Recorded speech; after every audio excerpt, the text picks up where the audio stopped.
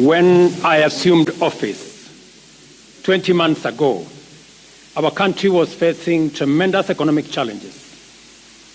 Escalating cost of essential household commodities, high fuel prices, rapid depreciation of the Kenya shilling, and spiraling public debt were threatening to ground our economy.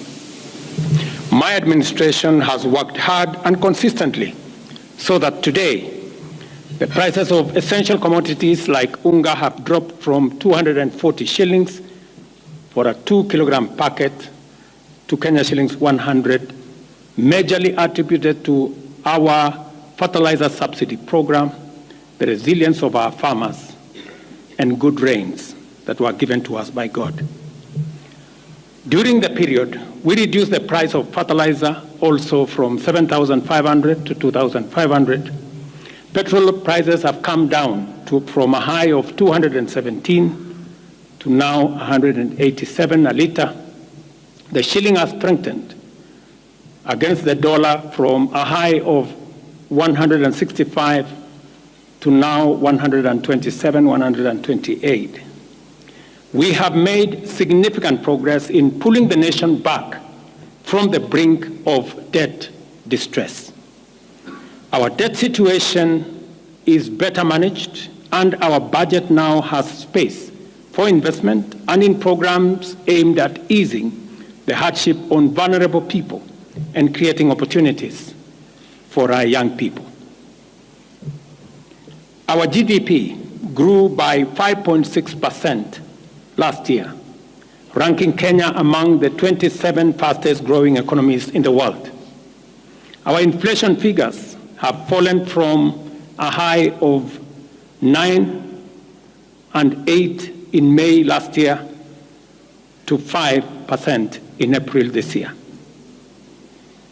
It is instructive for the nation to know that for every 100 shillings we collect as taxes, we spend 61 shillings in debt service.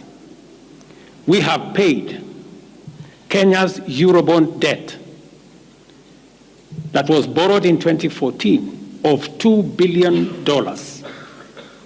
that has been hanging around our neck. We paid the last installment of $500 million last week.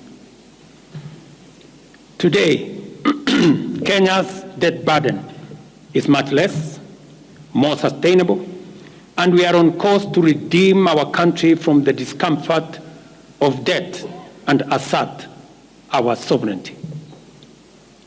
Early this year, Treasury had proposed a budget of 4.18 trillion. I did direct that it be reduced by 200 billion to come down to 3.99 trillion. The Finance Bill 2024, generated to actualize this budget, underwent public participation, which resulted to concessions by which we agreed to drop proposals on VAT on bread, motor vehicle circulation tax, VAT on locally manufactured diapers and sanitary pads, as well as excise duty on money transfer services, among others. The additional tax measures we had proposed in this year's finance bill were to raise money in the tune of 346 billion. When the concessions were made, subsequent to public participation that was undertaken by Parliament, that came down to 200 billion. I had made this proposal taking into account our situation and the priorities that are there. I want to thank the members of Parliament seated behind me and those who voted yes for identifying the priority areas of our nation. Because when I made the proposals to Parliament with my cabinet, we had certain critical priorities for the nation. Number one is our agriculture.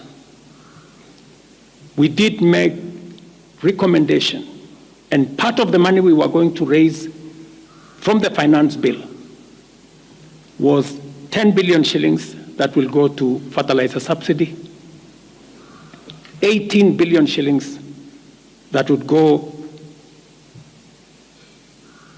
to making sure that junior secondary school teachers, 46,000 of them would be confirmed on permanent and pensionable basis.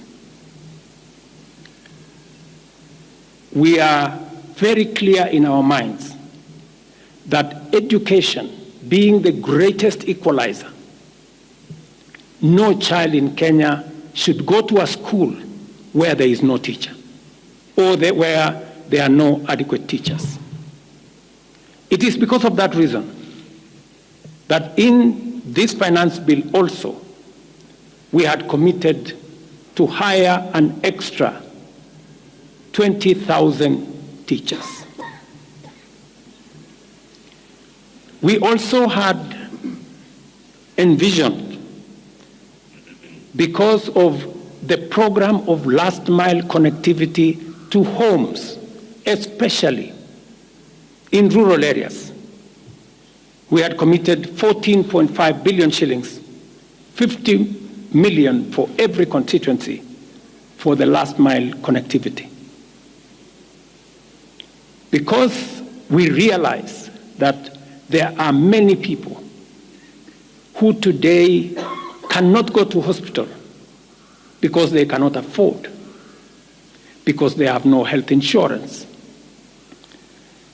We had committed 6 billion shillings to operationalize our universal health coverage plan that would make it possible for every citizen to have a health insurance, those who cannot afford to be paid for by the government of Kenya, and to also operationalize the chronic illness fund that would make it possible for those who suffer from cancer, diabetes, hypertension, to be able to go to hospital, be treated, and go home without being asked for any money.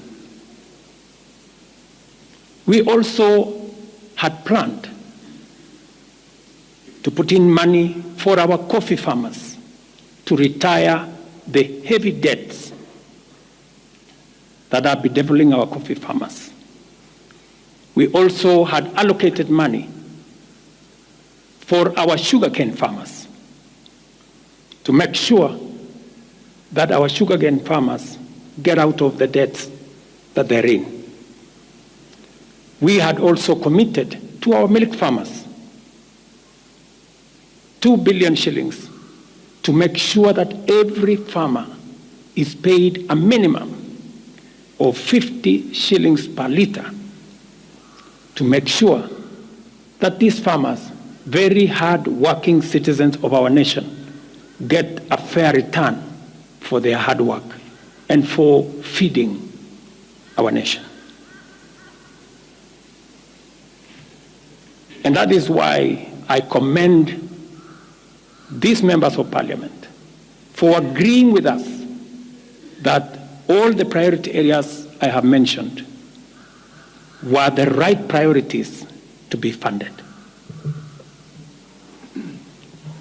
And by so doing, they supported the proposal to incorporate also the views of the people. These members of parliament came back to us after they went to listen to the people of Kenya. And they came back and reduced the budget on their own by 146 billion shillings. Notwithstanding all these concessions, it has become evident that members of the public still insist on the need for us to make more concessions. And because I run a government, but I also lead people, and the people have spoken, I am grateful to all the members of the National Assembly who voted yesterday affirmatively for the Finance Bill 2024 as amended on the floor of the House to incorporate the views generated through public participation. And following the passage of the bill, the country witnessed widespread expression of dissatisfaction with the bill as passed, regrettably resulting in the loss of life, destruction of property, and desecration of constitutional institutions. On my own behalf, and on behalf of these members and many other Kenyans, I send my condolences to the families of those who lost their loved ones in this very unfortunate manner.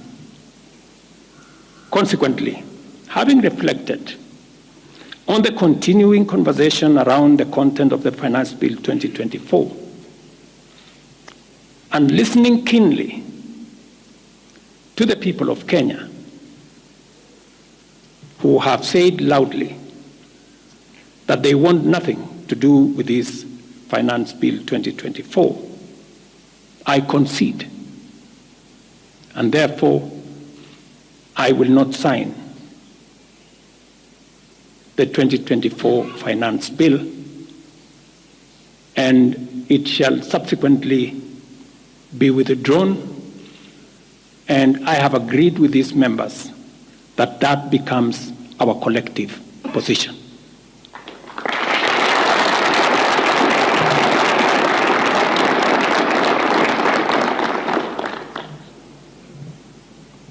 Accordingly, there is need for us as a nation to pick up from here and go into the future. And I am therefore proposing that because we have gotten rid of the Finance Bill 2024, it is necessary for us to have a conversation as a nation going forward. How do we manage the affairs of the country together? How do we manage our debt situation together? How do we work on the budget with the deficits that now exist together? And as I committed last Sunday, I will be proposing an engagement with the young people of our nation, our sons and daughters, for us to listen to them. As I said on Sunday, listen to their views, listen to their proposals, their ideas, their concerns, and what they think we should do better as we go forward. I am also recommending a multi-sectoral, bipartisan, multi-stakeholder engagement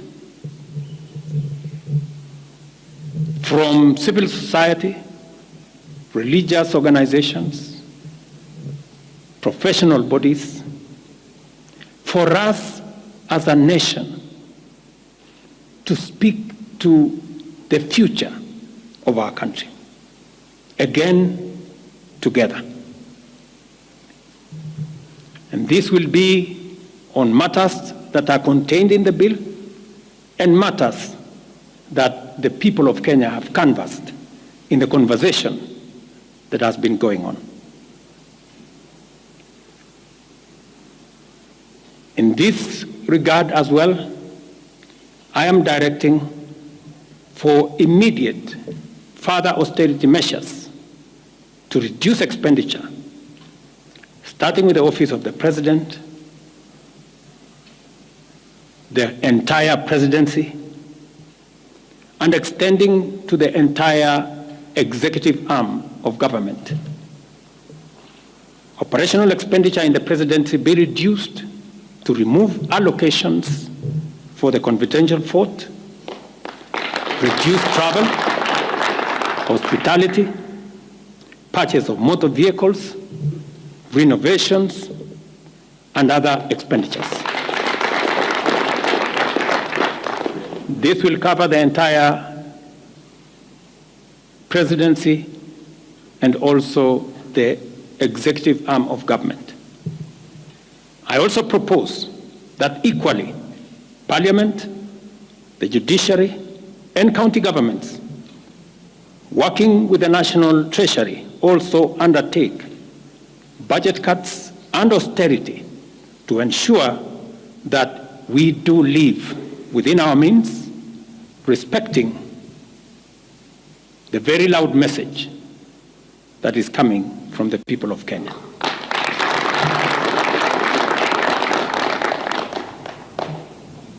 And let me confirm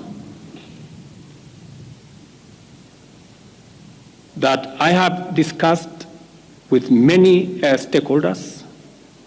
I will be meeting some of them shortly after this meeting on charting a way forward that makes sure that we carry the whole nation in this very important journey as we go into the future as a country. Let me also confirm that as we deal with austerity, the loud message on dealing firmly, decisively, and expeditiously with corruption is a matter that we have discussed and we have agreed that it will take the front burner as we go into the future. We will continue to do this and carry out this very important conversation. And I want to remind us that we should proceed within the foundational principles upon which our nation is founded, namely constitutionalism, adherence to the rule of law, and respect for constitutional institutions. We must continue to operate within the parameters of the law. I thank you.